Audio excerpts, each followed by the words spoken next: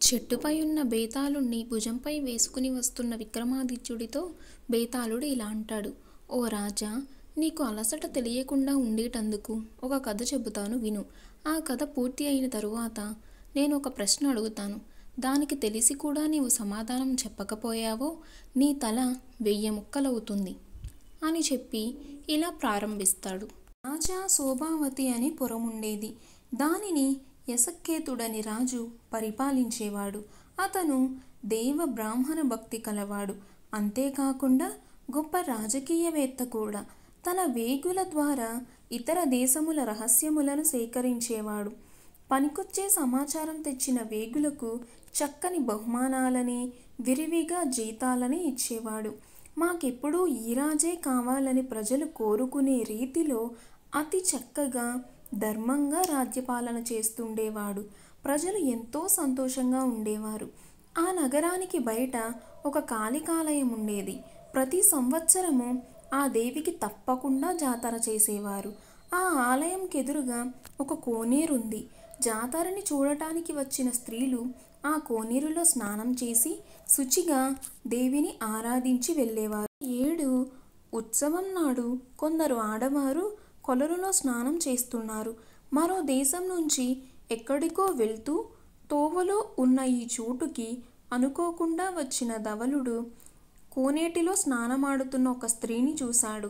అతనికి ఆ సౌందర్యవతి మీద విపరీతమైన మోహం కలిగింది. ఈమె నా భార్య అయినచో కొంతకాలం కాపురం చేశాక నా శిరమును నీకు బలి ఇచ్చుకుంటాను అని ఆలయంలోకి కాలికి మొక్కుకుని దేవీ పూజలు చేసి ఆమెను వెంటాడి ఆమె ఇంటి గుర్తులు చూసుకుని తానే పని మీద బయలుదేరాడో అని మరచిపోయాడు. తన దేశానికి తిరిగి వచ్చి ఆ యువతియందు ప్రేమతో రోజురోజుకి కృశించిపోసాగాడు. అతని తల్లిదండ్రులు కొడుకు పరిస్థితిని చూసి అయోమయంలో పడిపోయారు. ధవలుడు మంచం పట్టేశాడు. ఇక తల్లిదండ్రులు ఆరాటము, భయము ఆపుకోలేక కొడుకుతో మాట్లాడారు. సంగతేమిటని అడిగారు. అతను కూడా ఏదీ దాచుకోకుండా జరిగినదంతా చెప్పాడు. అతను ఇచ్చిన గురుతులను బట్టి శోభావతిపురానికి వచ్చి కనుక్కోగా ఆమెది కూడా వారి కులమే అని తెలిసింది. అందుకు వాళ్ళెంతో సంతోషించి ఆమె పెద్దలను కలుసుకుని, నా కొడుకు మీ అమ్మాయి యందు మనసుని లగ్నం చేసుకున్నాడు. ఆమె అతనికెంతో ఇష్టము. నా బిడ్డకు మీ పుత్రికనిత్తురా అని అడిగాడు. తప్పకుండా మా అంగీకారమే అని చెప్పారు అమ్మాయి తల్లిదండ్రులు. కొద్ది రోజులలోనే ధవలుడికి ఆమెకి వివాహం జరిగిపోయింది. తరువాత ధవలుడు తన భార్యతో స్వగృహానికి వచ్చి సుఖంగా ఉండసాగాడు. కొంతకాలం గడిచింది. అప్పుడు ధవలుడి బావమరిది వచ్చాడు. అతనికి సోదరి అంటే ఎంతో ప్రేమ. బావా, నిన్ను మా సోదరిని మా తల్లిదండ్రులు ఇంటికి తీసుకురమ్మన్నారు. మీ తల్లిదండ్రుల అనుమతి పొందాను. ఇక నీదే ఆలస్యం. ధవలుడు అభ్యంతరం చెప్పలేదు. భార్యని తీసుకుని బావమరిదితో తన అత్తవారింటికి బయలుదేరాడు. వారు ముగ్గురు ప్రయాణం చేసి శోభావతి నగర పొలిమేరలు చేరారు. అలసి ఉన్నవారు కాళికాలయం కోనేరు చూసేసరికి ధవలుడికి గతం గుర్తుకొచ్చింది. దేవికి తాను మొక్కిన మొక్కు మనసులో మెదిలింది. అంతే, భార్యకు కానీ బావమరిదికి కానీ చెప్పకుండానే దేవాలయంలోకి వెళ్ళి తన శిరస్సును కాలికి బలి ఇచ్చాడు. బావ ఏమయ్యాడో తెలియక వెతికి వస్తాను అని బయలుదేరాడు బావమరిది. ఆ ప్రాంతమంతా తిరిగి అతను చివరికి ఆలయంలోకి వెళ్ళాడు. తల తెగిపడి ఉన్న బావని చూశాడు. అతనికేమీ తోచలేదు. తను కూడా తల నరుక్కుని బావగారి పక్కనే పడిపోయాడు. తన సోదరుడు బావని వెతకడానికి వెళ్ళినవాడు కూడా ఎంతకీ రాకపోవటంతో వారిద్దరినీ వెతకడానికి ఆమె బయలుదేరింది. వెతికి చివరకామ కాళికాలయానికి చేరింది. అక్కడ తన భర్తది, సోదరుడిది తలలు, వాటి పక్కనే వారి మొండెములు కనిపించాయి. ఆమెకు భయము వేసింది. విపరీతమైన దుఃఖము, వైరాగ్యము కూడా కలిగాయి. ఆ బీభత్స దృశ్యాన్ని చూసేసరికి ఆమె ఏడుపు ఆపుకోలేకపోయింది. భర్త, సోదరుడు లేని జీవితం నాకెందుకు అనుకుంటూ కాళికాదేవి విగ్రహం ముందే ఉరిపోసుకుని చనిపోబోయింది.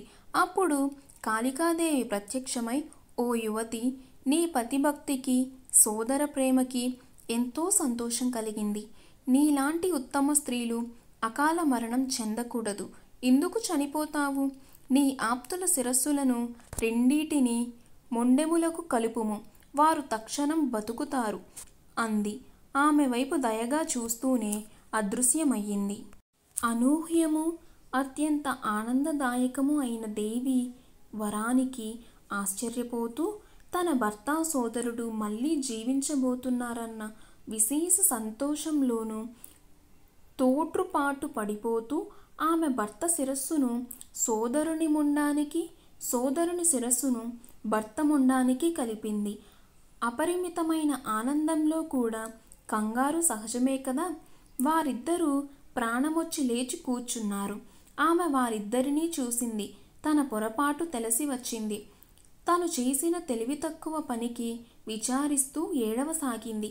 వీరిద్దరిలో ఎవరు తన భర్త, ఎవరు తన సోదరుడు తేల్చుకోలేక తెల్లమొహం వేసి ఉండిపోయింది.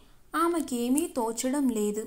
రాజా, వారిద్దరిలో ఆమె భర్త ఎవరు, ఆమె సోదరుడు ఎవరు? సకారణంగా సమాధానం చెప్పు అన్నాడు బేతాళుడు.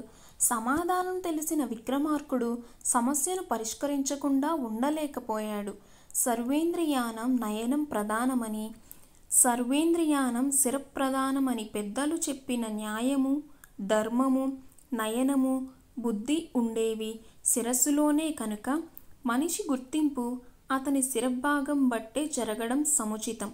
కనుక పతి శిరస్సు కలవాడే ఆమెకు భర్త, రెండవ మగవాడు సోదరుడు అని విక్రమాదిత్యుడు సమాధానం చెప్పాడు. బేతాళుడు పరిష్కారాన్ని మెచ్చుకున్నాడు. కానీ విక్రమాదిత్యుడికి మౌనభంగం అయింది కనుక బేతాళుడు తిరిగి చెట్టెక్కాడు.